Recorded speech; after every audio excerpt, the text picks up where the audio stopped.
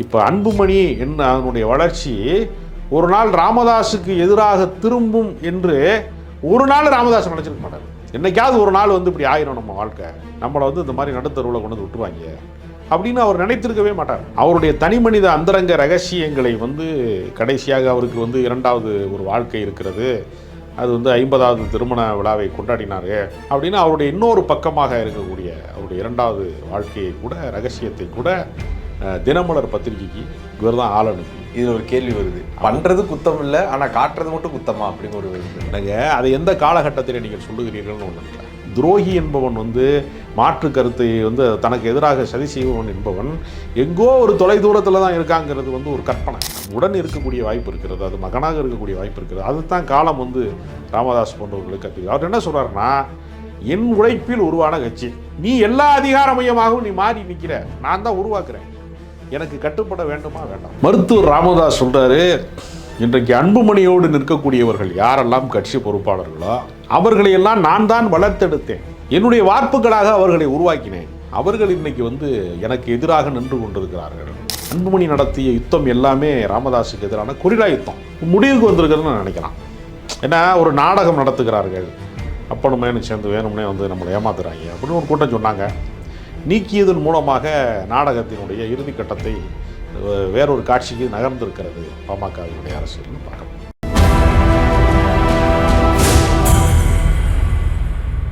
Sir வணக்கம். வணக்கம். பாட்டாளி மக்கள் கட்சியினுடைய தலைவர் ராமதாஸ் அவர்கள் அன்புமணி ராமதாஸை அதிரடியாக நீக்கி இருக்கிறாரு, எப்படி பார்க்குறீங்க இதை? அவர் உடனடியாக எல்லாம் நீக்கலை, பல காலகட்டங்களிலே அவருக்கான வாய்ப்பு அளித்தார். ரஷ்யா கூட விளக்கம் கேட்டார், 16 குற்றச்சாட்டுகளை சொன்னார்கள், அதற்கான விளக்கம் கேட்டார்கள். அன்புமணி இடத்திலே வேறு யாராவது ஒரு நிர்வாகியே கட்சியிலே முரண்பட்டிருந்தால் முதல் நாளே நீக்கியிருப்பார்கள். இவ்வளவு நீண்ட கால இடைவெளிக்கெல்லாம் அவருக்கு வாய்ப்பு தந்திருக்க மாட்டார்கள்.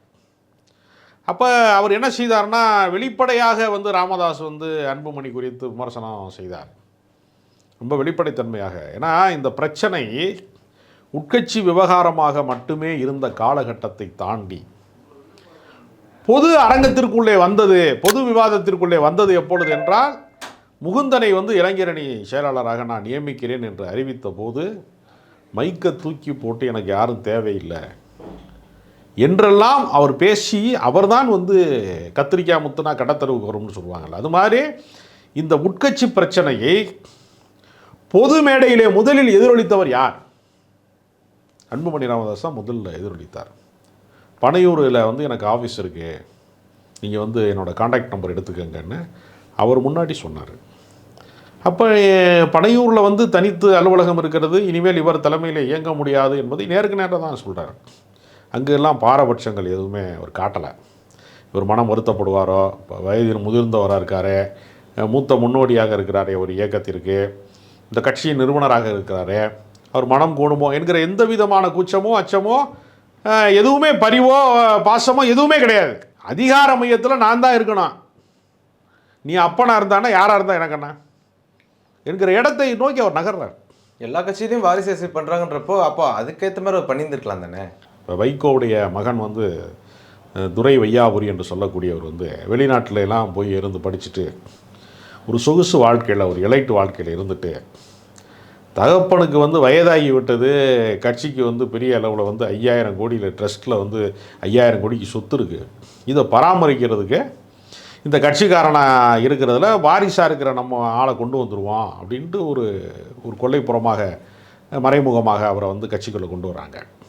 கொண்டு வந்து கட்சி நிர்வாகிகளோட செட்டிங் பண்ணி பேசி துரை வைகோ தான் அரசியலுக்கு வரணும்னு அவன் கட்சிக்காரனே சொல்ல வைத்து, உடனே வைகோ வந்து நான் உத்தம புத்திரன் நான் அப்படின்னு நிரூபிக்கிறதுக்காக வேண்டி, நான் பொது வாழ்க்கையில் வந்து கஷ்டப்பட்டது பத்தாதா, அவர் வர்றதை நான் விரும்பலை அப்படின்னு ஒரு ட்ராமாலாம் போட்டு, அப்புறம் மறுபடியும் என்ன செய்கிறாங்க, மிக நீண்ட காலமாக உழைத்தவர்களையெல்லாம் புறக்கணித்து அவரை முதன்மை செயலாளராக்கி திருச்சி நாடாளுமன்றத்துக்கு போட்டியிட வாய்ப்பு கொடுத்து அவரை நாடாளுமன்ற உறுப்பினராக்கி காலங்காலமாக இந்த கட்சிக்கு வந்து நெடுங்காலமாக உழைத்தவனை தூக்கி தெருவில் போட்டாங்கல்ல. அப்போ உழைப்பின் வழியாக ஒரு கட்சியினுடைய தலைவரை பார்ப்பதற்காக காத்திருப்பது, போராட்டங்களிலே வந்து காவல்துறையினுடைய தடியடியை எதிர்கொள்வது, பேரணிகளுக்கு போவது, ஆட்களை திரட்டுவது, அரசியலில் நீங்கள் கொஞ்சம் கொஞ்சமாக அணு அணுவாக வளர்ந்திருந்தால் அந்த வழி உங்களுக்கு தெரியும். மல்லை சத்யா போன்றவர்களுக்கு இருக்கக்கூடிய அந்த வளர்ச்சி என்பது ஒரு நாளில் வரல. துரை வைகோ வளர்ச்சி அப்படிப்பட்டதா? திடீர்னு மகனத்தை சூட்டுகிறார்கள், மகன் என்பதற்காக. அது மறுமலர்ச்சி திமுக இல்லை, மகன் திமுகன்னு மல்லை சத்யா இப்போ சொல்கிறார். அப்போ என்ன ஆகுதுன்னா, குறுக்கு வெட்டு வளர்ச்சியில் வருகிறவர்களுக்கு இந்த கட்சிக்காக உழைத்தவர்கள், நெடுங்காலமாக வேலை செய்தவர்களை மதிக்க வேண்டும் என்கிற பண்பு இருக்குல்ல. உதயநிதி போன்றவர்கள் வந்து மூத்த முன்னோடிகளை போய் நேரில் போய் அவரே பார்க்கிறது. நான் இளம் தலைவர் என்னை வந்து பாரு என்று சொல்லாமல் மூத்த முன்னோடிகளை தேடி போய் அவரே பார்க்குறார். இந்த பண்பு இருக்கிற பட்சத்தில் தான் அது நகரும் அந்த கட்சி. இல்லை நான் தான் அதிகார பீடம், நீ என்னை வந்து பாரு அப்படின்னு சொன்னோன்னு வச்சுங்க, அது வந்து நடைமுறையில் நீண்ட நாள் ஓடாது. இப்போ உழைத்தவர்களை கௌரவித்து அவர்களின் பிரதிநிதிகளாகத்தான் நீங்கள் இருக்கிறீர்கள் என்கிற குறைந்தபட்ச பொறுப்புணர்ச்சி வேண்டும்ல.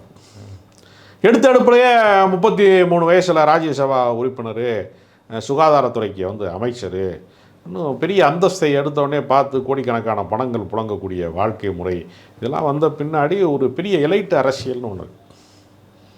வன்னியர்கள் வந்து இடஒதுக்கீடு போராட்டத்திற்காக துப்பாக்கி சூட்டை வந்து மார்பிலே ஏந்தி இறந்து போன தியாகம் ஒரு பக்கம் இருக்குது. அதனுடைய அரசியல் அதிகாரத்தை அறுவடை செய்வது வேற ஒன்றாக இருக்கிறது. இப்போ இதையெல்லாம் நம்ம வந்து ஜனநாயகத்தின் பேரால் இயல்பான ஒன்றாக ஏற்றுக்கொள்ளக்கூடிய, அதாவது வேலை செய்கிறவன், அதாவது உழைத்தால் உயரலாம், யார் உழைத்தால் யார் உயரலாம்னு ஒரு கேள்வி இருக்குது. உழைத்தவனே உயர்ந்தால் தான் பரவாயில்ல, யாரோ உழைப்பார்கள், யாரோ அதை வைத்து பிழைப்பார்கள்னு ஒரு இடம் இருக்குல்ல. அப்போ அதுதான் இவருடைய பிரச்சனை. இவரே வந்து தூக்கி கொடுக்குறாரு. அப்போ இவர் எடுத்த எடுப்புலேயே அந்த வளர்ச்சி நிலைக்கு கொண்டு போய் இருக்கிற போது அவருக்கு அந்த அடித்தளத்தினுடைய வழி தெரியலை. ஒரு போராட்ட அரசியலிருந்து வந்திருக்கணும். நீங்கள் படிப்படியாக இப்போ நீங்கள் ஸ்டாலின் அவர்கள் போன்றவர்களுக்கு போராட்ட அரசியலிருந்து அவர் வந்ததுனால தான் இந்த பண்போடு அவர் இருக்கிறார். திடீர்னு நீங்கள் அரசியலுக்கு வருகிற போது தலையும் தெரியாது வாழும் தெரியாது. ராஜீவ்காந்திக்கே அதுதான் நடந்துச்சு. திடீர்னு இந்திரா காந்தியினுடைய படுகொலையில் வந்து திடுதுப்புன்னு அவரை தலைவராக்கணும்னு அவருக்கு வந்து ஒரு அரசியல் பிரச்சனையை வந்து கையாளுவதற்கு தேவையான பயிற்சி அவர்கிட்ட இல்லாமல் போயிடும். அவர் விமானம் ஓட்டுகிற பயிற்சி தான் இருந்துச்சு அவருக்கு, அந்த பயிற்சி தான் இருந்துச்சு, அரசியல் பயிற்சி இல்லாமல் இருந்துச்சு. இப்போ திடுதுப்புன்னு அரசியல் பயிற்சி இல்லாமல் வருகிற போது அமைதிப்படை எதுக்கு அனுப்புகிறோம்? எல்லாம் அதிகாரிகள் வழிகாட்டல். அது கடைசியில் அந்த தீராத பிரச்சனையினுடைய பழிக்கு அவரே வந்து ஒரு கட்டத்துக்கு மேலே பலியாக வேண்டிய சூழல் வருதில்ல. இப்போ அரசியல் வந்து ஒரு ரெண்டு பக்கம் வெட்டுகிற ஆயுதம்னு சொல்லுகிறாங்களே, கத்தி ரெண்டு பக்கம் வெட்டுற கத்தி மாதிரி, இருமுனையும் வெட்டுகிற கத்தி மாதிரி தான் அரசியல் வந்து ஒரு வன்முறை ஆயுதம் மாதிரி தான் அது இருக்குது. அது அதிகார மையமாக இருக்கிறது, கூர்மையாக இருக்கிறது. இப்போ அன்புமணி என்ன அதனுடைய வளர்ச்சி ஒரு நாள் ராமதாஸுக்கு எதிராக திரும்பும் என்று ஒரு நாள் ராமதாஸ் நினச்சிருக்க மாட்டார். என்றைக்காவது ஒரு நாள் வந்து இப்படி ஆயிரும் நம்ம வாழ்க்கை, நம்மளை வந்து இந்த மாதிரி நடுத்தருவில் கொண்டு வந்து விட்டுருவாங்க அப்படின்னு அவர் நினைத்திருக்கவே மாட்டார். விசுவாசமாக இருப்பார்கள். விசுவாசத்தை வந்து நீங்கள் வந்து விலை கொடுத்து வாங்கவே முடியாது. துரோகி என்பவன் வந்து மாற்று கருத்தை வந்து தனக்கு எதிராக சதி செய்பவன் என்பவன் எங்கோ ஒரு தொலை தூரத்தில் தான் இருக்காங்கிறது வந்து ஒரு கற்பனை. சரி, நம்முடன் இருக்கக்கூடிய வாய்ப்பு இருக்கிறது, அது மகனாக இருக்கக்கூடிய வாய்ப்பு இருக்கிறது. அதுதான் காலம் வந்து ராமதாஸ் போன்றவர்களுக்கு கற்று. அவர் என்ன சொல்கிறாருன்னா, என் உழைப்பில் உருவான கட்சி, உன் உழைப்பில் உருவாகலை, என் உழைப்பை வைத்து நீ வந்து அந்த அதிகாரத்துக்கு வருகிறாய். நான் சட்டமன்றத்துக்கு போகல, நாடாளுமன்றத்துக்கு போகல, அமைச்சராகலை, எந்த அதிகார மையத்தை நோக்கியும் என்னுடைய கால்கள் வந்து அடியெடுத்து வைக்கவே இல்லை. நீ எல்லா அதிகார மையமாகவும் நீ மாறி நிற்கிற, நான் தான் உருவாக்குறேன், எனக்கு கட்டுப்பட வேண்டுமா வேண்டாம். மருத்துவர் ராமதாஸ் சொல்கிறாரு, இன்றைக்கு அன்புமணியோடு நிற்கக்கூடியவர்கள் யாரெல்லாம் கட்சி பொறுப்பாளர்களோ அவர்களையெல்லாம் நான் தான் வளர்த்தெடுத்தேன், என்னுடைய வார்ப்புகளாக அவர்களை உருவாக்கினேன். அவர்கள் இன்றைக்கி வந்து எனக்கு எதிராக நின்று கொண்டிருக்கிறார்கள். அதனால் அன்புமணியினுடைய அந்த அன்புமணி நடத்திய யுத்தம் எல்லாமே ராமதாஸுக்கு எதிரான கொரில்லா யுத்தம். ராமதாஸாவது நேருக்கு நேர் குற்றச்சாட்டுகளை வெளிப்படையாக பேசி வந்தார். நான் அன்புமணி அப்படி பேசலை.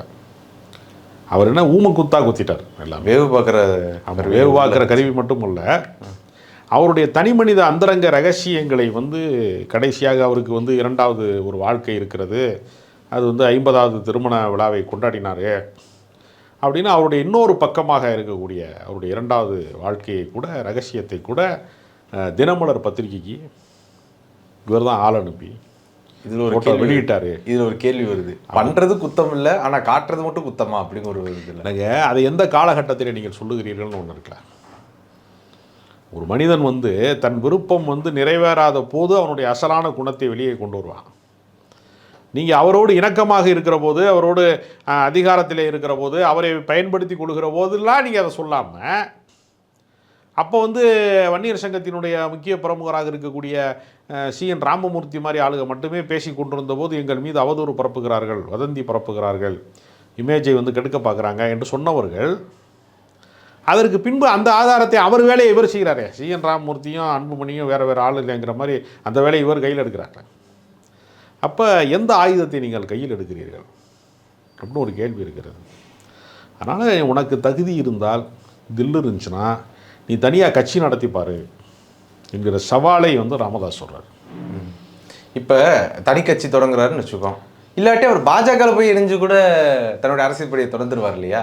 அப்படி ஒன்று இருக்குது இல்லை? அதாவது கொஞ்சம் கொஞ்சமாக செத்து போகாமல் மொத்தமாக செத்து போங்கிற மாதிரி நீங்கள் சொன்னீங்க. வந்து அணுவாய் சாவதற்கு பதிலாக ஏன் ஒரு மலை உச்சியிலேருந்து இங்கே குதிக்கக்கூடாதுன்னா, பாஜகவில் போய் சேர்ந்தால் அவருடைய அரசியல் வாழ்க்கை என்ன ஆகும்? விஜயதாரணின்னு ஒருத்தவங்க வந்து சட்டமன்ற உறுப்பினர் பதவி ராஜினாமா செய்து விட்டு போனாங்க. அவருடைய அரசியல் எதிர்காலம் என்ன ஆனது? சூனியமாகி விட்டது. சரத்குமாரோடைய அரசியல் எதிர்காலம் சூனியமாகி விட்டது. தமிழ்நாட்டில் அதாவது கொடைக்கானல் டூருக்கு போகிறவங்களுக்கு தெரியும், ஒரு தற்கொலை பாறை ஒன்று இருக்குது. அது மாதிரி அரசியல் வாழ்க்கையில் தமிழ்நாட்டை பொறுத்தவரையில் தமிழ்நாட்டினுடைய ஒரு அரசியல் தற்கொலை பாறை தான் பாஜக. பாஜகவில் போய் ஒருத்தர் விழுந்துட்டானா சூசைட் பாயிண்ட் தான். அதனால் அன்புமணியுடைய அரசியல் வந்து அவருடைய சமூக பின்னணி சார்ந்தது. அதனால் மருத்துவர் காலத்திற்கு பின்பு ஒரு அரசியலை நம்ம மீண்டும் வந்து மறுபடியும் உருவாக்கி கொள்ள முடியும், மறு உருவாக்கம் செய்ய முடியும், ரீக்ரியேட் பண்ண முடியும் என்கிற நம்பிக்கையோடு அவர் காத்திருப்பார். சரி, அதனால் அவர் வந்து 2 வாய்ப்பு தான் இருக்குது அவருக்கு. ஒன்று, நான் தான் உண்மையான பாமகன்னு சண்டை போடலாம், OPS EPS சண்டை போடுற மாதிரி போடலாம். ஆனால் அப்படி இருந்தாலும் அவருக்கு ஒரு பவர் இருக்குமான்னு ஒரு இது இருக்குதுல்ல. அது தேர்தல் ஆணையத்தால் அங்கீகரிக்கப்படாத கட்சியாக மாறிடுச்சு. ஏன்னா அதுக்கான பர்சன்டேஜ் இல்லை. அந்த கட்சி வந்து பதிவு செய்யப்பட்ட அரசியல் கட்சி தானே தவிர அங்கீகரிக்கப்பட்ட அரசியல் கட்சிங்கிற இடத்தை விட்டு அது நகர்ந்து விட்டது. அதனால் தேர்தல் ஆணையம் இந்த பஞ்சாயத்தை வந்து ஏற்றுக்கொள்ளாது. நீதிமன்றத்திலே போய் நான் தான் கட்சி என்று சொல்வது அப்படிங்கிறதுக்கும் வந்து ரொம்ப சிக்கலானது அந்த ஏரியாவும். அதனால் இந்த சண்டையை இப்படியே நீட்டிக்கொண்டே போனால் வன்னியர் சமூகத்தினுடைய மக்கள் எல்லாருமே வந்து எதிராக திரும்பி விடுவார்கள். யாருக்கு எதிராக? அன்புமணிக்கு எதிராக திரும்பி விடுவார். அல்லது 2 பேருமே வேணாம்னு பண்ருட்டி வேல்முருகன் பின்னாடி போகிறதுக்கு ஒரு கூட்டம் ரெடியாகலாம். இல்லை தாவேகா பின்னாடி இளைஞர் படை உருவாகலாம். அந்த பக்கம் இவங்க சண்டையெல்லாம் நமக்கு எதுக்கு? அப்பமே சண்டையில் பங்காளி ஏதாவது பாகம் பிரிக்கிற சண்டை, பங்கு பிரிக்கிற சண்டையில் அடித்து கொள்கிற சண்டைக்கெல்லாம் நமக்கு என்ன இருக்குது அப்படின்ட்டு விலகி அதிகார மையமாக இன்றைக்கு வந்து ஆளுங்கட்சியாக இருக்கிற திமுகவிலே போய் பல பேர் இணையலாம். எப்படி போனாலும் வன்னியர் வாக்கு வங்கி என்பது இவர்கள் சண்டையால் சிதறடிக்கப்பட்டு விட்டது. இவர்கள் சண்டையினால் அது வந்து ஒரு மிக பின்னடைவை சந்திக்கும். வருகிற சட்டமன்ற தேர்தலிலே இவர்களுக்கான பேர வலிமை என்பது குறைந்து விடும் அல்லது இல்லாமல் போய்விடுங்கிற நிலைமைக்கு போயிடும். இப்போ அன்புமணி ராமதாஸோடு போன அந்த 10 பேர் விலகி போனவங்க, நான் பார்த்து வளர்த்த பிள்ளைங்க, அவங்க மன்னிப்பு கேட்டாங்க அப்படின்னா அவங்களை சேர்த்துக்க தயார் அப்படின்னு சொல்லி ஒரு முடிவுக்கு வராரு. அப்படிங்கிறப்ப அது ஏன் அன்புமணிக்கு ஒரு கரிசனம், அன்புமணிக்கு ஒரு பார்வை, அந்த 10 பேருக்கு ஒரு பார்வைன்னு ஏன் ராமதாஸ் வைக்கிறார்? இல்லை, அதாவது பிரிந்து சென்றவர்களிலே, விலகி சென்றவர்களிலே அன்புமணியால் தவறாக வழிநடத்தப்பட்டவர்களுக்கு மன்னிப்பு வழங்குவேன். ஆனால் இந்த தவறுக்கு முழுமுதற் காரணமாக இருக்கிற அன்புமணியை மன்னிக்க முடியாதுங்கிறது அதுக்கு அர்த்தம். உடன் சென்றவர்களை மன்னிக்கலாம். ஏன்னா அவர்கள் வந்து ஏதோ ஒரு ஆதாயம் நடக்க போகுது, இவர் பின்னாடி போனால் ஏதோ நல்லது நடக்க போகுது என்று நினச்சி போயிருப்பாங்க. அதனால் அவர்கள் தவறை மன்னிக்கலாம். இந்த தவறுக்கான முதல் காரணம்னு ஒன்று இருக்குல்ல, FIR போடுறாங்கள ஒரு பிரச்சனை நடக்கும்போது எப்பொழுதுமே முதல் தகவல் அறிக்கை முக்கியமானதில்லை. இந்த கட்சியினுடைய பிளவு அரசியலுக்கான முதல் மையப்புள்ளியாக அவர் செயல்பட்டார் என்பதனால அவரை ஏற்க முடியாது. இந்த இடத்துக்கு அவர் உடனடியாக வரலைங்க, மிக நீண்ட கால இடைவெளியில் தான் அவர் வர்றாரு. அதனால் அவருடைய இறுதி காலத்தில் அவருடைய பர்சனலையெல்லாம் அவர் வெளியில் சொன்னார். குடும்பத்தை மட்டும் சொல்லலை. அவருக்கு பைபாஸ் சர்ஜரி பண்ணியிருக்கு. ஒரு மருத்துவராக இருக்கிறவங்க இன்னொருத்தருடைய உடல்நிலை குறித்த இதை வந்து வெளியே சொல்லக்கூடாது. ஆனால் அவர் சொன்னார், அவருக்கு சுகர் இருக்குது. இதெல்லாம் எதுக்கு சொல்கிறாரு? அவர் குழந்தையாக மாறிவிட்டார் அப்படிலாம் சொன்னார். இதெல்லாம் எதுக்கு சொல்கிறாரு? பைபாஸ் சர்ஜரி பண்ணியிருக்காரு, ரொம்ப நாள் தாங்காதுங்கிறத சொல்கிறாரு. மறைமுகமாக என்ன அர்த்தம்? நீ வயசான கிழவனை நம்பி போகிற, புட்டுக்குச்சுன்னா என்ன ஒன்றுன்னு கேட்குறதானே அர்த்தம் அதுக்கு. இன்னொரு சொல்லாடல் இருக்கு, வயசாகி போச்சு ஏதோ பேசணும்னு பேசுறாரு அப்படின்னு ஒரு சொல்லாடல். அது மறைமுகமாக என்ன சொல்கிறதுனா, இது நீடிக்காது, நிலைக்காது. வாழ்க்கையினுடைய இறுதி அத்தியாயத்தில் இருக்கிறவரை நம்பிக்கொண்டு அரசியலில் வந்து நீ போய் அந்த கிணத்துல குதிக்காத, நீ அந்த பந்தயத்துக்குள்ளே போகாத, போனால் திருப்பி என்கிட்ட தான் ரிட்டர்ன் வரணும் என்கிற அச்சுறுத்தல் தானே. அவர் கூட்டுகிற கூட்டத்திற்கு, மாவட்ட செயலாளர் கூட்டத்திற்கு, நிர்வாகிகள் கூட்டத்திற்கு யாரும் போகக்கூடாதுன்னு ஃபோன் பண்ணி சொன்னார் அப்படிங்கிறது மாதிரி தான் இதுவும் ஏறத்தாழ. அதனால் சைலண்ட் கில்லராக வந்து இவர் வேலை செஞ்சுருக்கிறாருங்கிறது தான் ராமதாஸ் குற்றச்சாட்டை சொல்கிறார். என் பேரை பயன்படுத்தக்கூடாது, இனிஷியல் வரைக்கும் ஒத்த எழுத்தை பயன்படுத்திக்க, நீ தனியாக கட்சி ஆரம்பி. ஆனால் அதுக்கு பாமக பொறுப்பேற்றுக்காது. இதுதான் ஒரிஜினல் பாமக என்று மருத்துவர் அறிவித்திருக்கிறார். இந்த மாற்றம் வந்து ஏதோ ஒரு வகையில் முடிவுக்கு வந்திருக்கிறதுன்னு நினைக்கிறான். ஏன்னா ஒரு நாடகம் நடத்துகிறார்கள், அப்பனுமேனு சேர்ந்து வேணும்னே வந்து நம்மளை ஏமாத்துறாங்க அப்படின்னு ஒரு கூட்டம் சொன்னாங்க. நீக்கியதன் மூலமாக நாடகத்தினுடைய இறுதி கட்டத்தை வேறொரு காட்சிக்கு நகர்ந்திருக்கிறது பாமகவினுடைய அரசியல்னு பார்க்கலாம். உங்களுடைய நேரத்தை ஒதுக்கி எங்களோட கருத்தில் பந்தமைக்கு நன்றி சார்.